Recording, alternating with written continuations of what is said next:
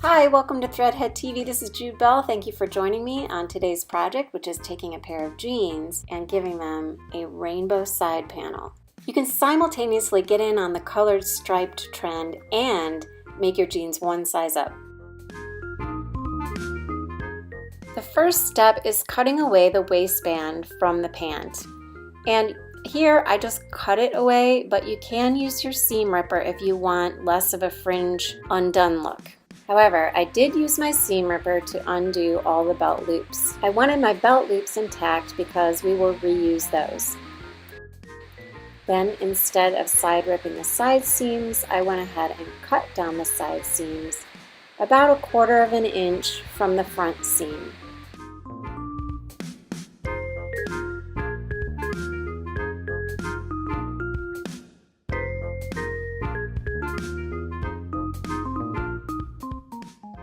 Next, I cut away this back yoke panel because I wanted more room in the rear end area. Hang on to this back yoke piece and it will serve as your pattern piece later on. Figure out how wide you want your side panel pieces. I first cut mine 2.5 inches wide, which did not give me very much width. My final strip was 3 inches wide that I used. But in the end, if I wanted a looser fit, I would have gone 3.5 inches. Pin front jean panel to the side striped panel, right sides facing each other. Then sew as close as you can to that original seam. It's about 1/4 of an inch away from the edge. I used a walking foot here to help me go over all my layers smoothly.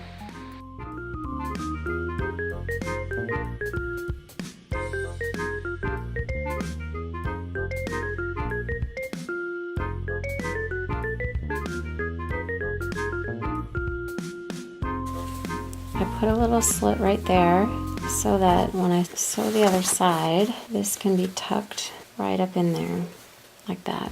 And I don't care that this is fringy. If I do, I can trim a little bit, but if I didn't want the fringe look, then I would seam rip all of this out and put this on the inside. This goes on the inside, but I don't care about this. I kind of like the way it looks, so we're going to stick with it. Okay, but first, before we do this, we're going to trim off the extra fabric at the bottom, making sure you leave plenty of extra fabric with which to make your hem. Next, take that back yoke piece, and in my case, it was corduroy jeans, so I used the direction of the corduroy to match parallel to my stripes. And I cut out much bigger than just a 5/8 inch seam allowance so that I would have a little more room in the back. Once you have cut your first yoke back piece, then you will use that piece as your next pattern piece, turning it upside down to cut out your new piece, matching the stripes. Pin these two pieces in the center, right sides facing, and sew down that center seam. Center your new back yoke piece in the center of your back panel and sew along the already existing seam right above the pockets there. It's a French seam, and we're just going to sew over both of those lines as if you're tracing them.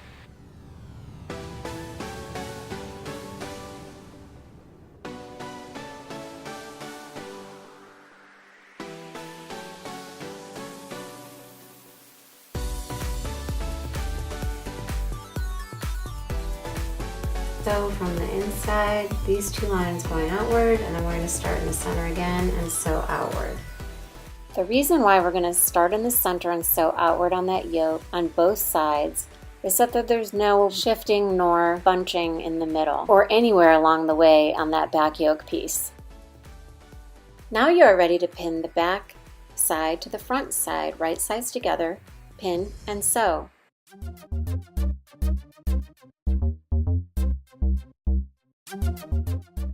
Once I had the side seams sewn, then I went back and reinforced these seams and finished them at the same time with my serger.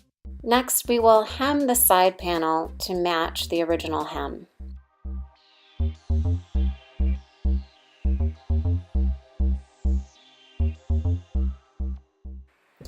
After that, you will need to add width to the waistband. I did this in the easiest way I knew how, and I didn't care too much about how it looked because I knew it wouldn't show.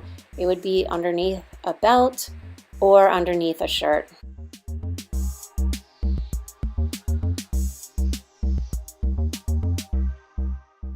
And the very last step is attaching the waistband to the new back panel. I pinned the waistband to the new back panel, and then I retraced over the original sewing line on the bottom edge of the waistband. After this, you will reattach the belt loops. Now I have myself a pair of new on-trend colorful striped rainbow jeans.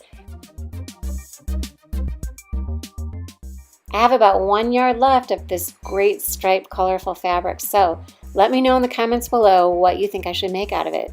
Thanks so much for joining me. This is Threadhead TV. Come on back for more great projects.